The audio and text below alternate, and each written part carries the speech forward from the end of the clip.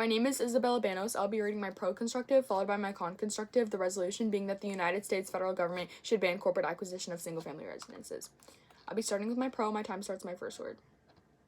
I affirm the resolution. Contention 1, comparative sales rise. Harvard 20 states that comps determine the price of a home by looking at prices that similar properties have been sold at. Harvard 23 explains that the share of SFRs purchased by investors rose as homeownership house purchases fell. Investors purchased 30% of single-family homes in 2025, worsening the already limited inventory of homes for sale. Vintner 26 explains that those purchases raised prices for would-be occupants. In the Sun Belt and in the Midwest, corporate concentration of SFRs exceeds 30%, and institutional buyers pay higher prices for homes, thus increasing the comparable prices in said areas. Reserve 25 explains that raising housing prices price families out of home ownership, and lower income households are likely to have their mortgage applications denied and pay more for housing costs than they do for anything else. Corporations increase the comps of SFRs, especially in low income neighborhoods where residents can't keep up.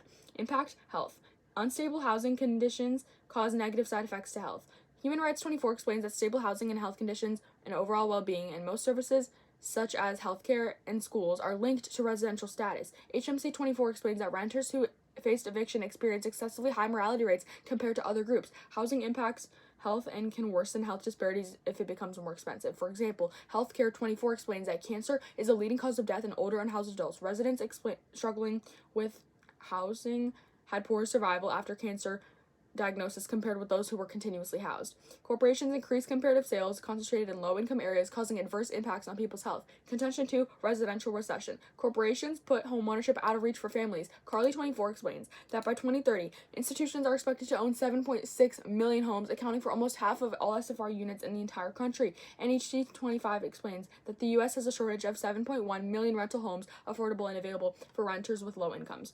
Corporations exacerbate this issue. HUD US 23 explains that investors can outbid homeowners with all-cash offers, lowering the availability of homes for purchase and raising prices of the remaining homes. Inflated prices push out families, so families can't afford housing. ZOW 25 explains that 75% of U.S. households are unable to afford a median-priced household in 2025.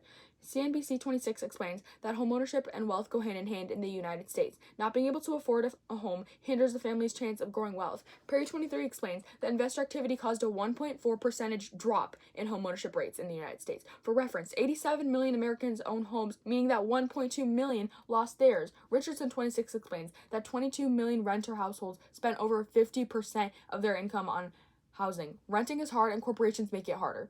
Wild 24 shows that investors raise rent prices 60% higher than the average renter. The impact is discrimination. Companies purposefully pick low-income neighborhoods. ACG 25 explains that corporate landlords are twice more likely to buy homes in African American neighborhoods than white communities, disproportionately affecting Black and brown communities. Corporations invest mostly in SFRs in areas where prices are lowest, and those neighborhoods are mostly Black and Hispanic. This stagnates homeownership in marginalized communities. SFR acquisition is high in Atlanta. ACG 25 states that the homeownership for white people in Atlanta has hovered around 80%, but for Black owners, that rate is only 45%. Desmos 25 explains that the racial wealth gap is wide and is predicted to continue expanding. Gage 25 explains that Black people have lost more than $4 billion in home equity in a 10-year period because of investors, and that's in values that would have gone to individual home buyers if it hadn't been for large investment firms purchasing those properties. NRC 25 states that Seattle lost 25% of Black residents due to gentrification in 2010 to 2020, at the same time that corporate acquisition rose in that area. Medina 19 states that raising housing costs causes displacement of families, forcing them into worse neighborhoods. Redline communities lack resources like healthy food, high quality, and healthcare. They have a 4.8 higher probability of experiencing violent crimes, and it turns into a cycle. Griot 23 explains that once you start changing in terms of where people get to live, it has an impact for generations down. CFR 22 explains that inequality fosters political dysfunction, and concentrated income and wealth reduces the level of demand in the economy. Thus, I strongly urge you to vote pro. My time for my con case begins on my first word. Contention 1, housing shortage. Corporations are not the root problem. The issue at hand is the lack of inventory. Pinpoint 26 explains that institutional investors represent only 1 to 2% of the housing market, and their activity isn't the driver of rising housing prices or inventory shortages. The biggest culprits are inflation, zoning regulations, and limiting new construction. Banning corporations would resist and restrict housing supply and increase housing costs. Alio 26 explains that housing prices were rising before institutional investors even became a talking point. Housing supply failed to keep pace with population. Corporations are actually helping housing supply. FU 25 states that investors purchase SFRs and reimburse forgotten properties to rent them out to households that can't afford to buy such home otherwise. Landers 22 explains that by 2030, investors are expected to own more homes than they do today and account for a higher percentage of SFR units in the country. Voting a con allows corporations to aid the shortage and help incipient neighborhoods improve services due to better funding. Impact public funding. Property tax is the main funding source for public services. ITAP 24 explains that local governments collect around $800 billion in taxes every year, and property taxes account for 72% of this revenue.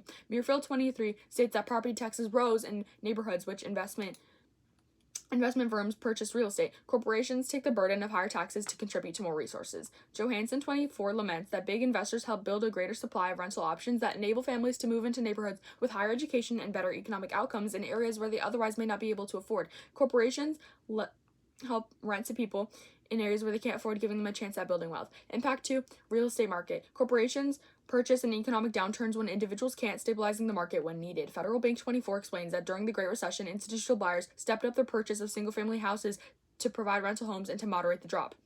Corporations have the ability to keep the market afloat during harsher economic conditions. Hudson 19 informs that institutional investors improve the housing market by reducing vacancy, lowering unemployment rates, and shortening the time that distressed properties stay in REO. It overall provides safety against fire sale collapses. C2 investments suffer. Corporations are currently helping the economy. Muirfield 23 explains that home values rebound quicker in neighborhoods where institutional investors are active. Corporation landlords that buy SFRs are structured as REITs backed by investors who buy REIT shares. Coletti 25 explains that REITs buy homes in low-rung neighborhoods, and REIT growth increases housing supply. Lambert 26 explains that a corporation, Amherst, serves more than 200,000 residents, 85% of whom would not qualify to live in the homes that they live in today without corporations. Corporations' investment is crucial to aid lower families and give them fair opportunities. Funari 24 explains that 50% of American households are invested in REIT stocks in 2023, and Nariat 25 states that U.S. REITs have a market capitalization of $1.4 trillion. A majority of REITs are SFRs. If the ban goes into effect, Resolution Capital 26 informs that a negative signal sent to the investment community limits future investment and causes stock market drops in a big sector like that. Nayugan 26 shows that President Trump's announcement to ban corporate acquisition triggered a 6% drop in INVH's stock. Even the mention of a ban deters investors. A large-scale disaster will happen in the stock market if the ban takes place. The impact is quality of life due to recession. March 25 explains that a severe stock market crash triggers economic recession, economic hardship, social unrest, mass unemployment, and political instability. Coase 26 explains that the last recession led to declines in investment and a sharp increase in unemployment. So will this one. Genres 23 states that becoming unemployed leads to stress, which can worsen an individual's health, and it leads to coping strategies, including alcohol-related health problems and illicit drug use and illicit drug dependence, where the body becomes used to the substance. And when desperation takes over families, it prompts them to dangerous coping mechanisms, which would only further prolong their needs, and desperation causes a likelihood of dangerous coping mechanisms. Thus, I strongly urge you to vote con. Thank you.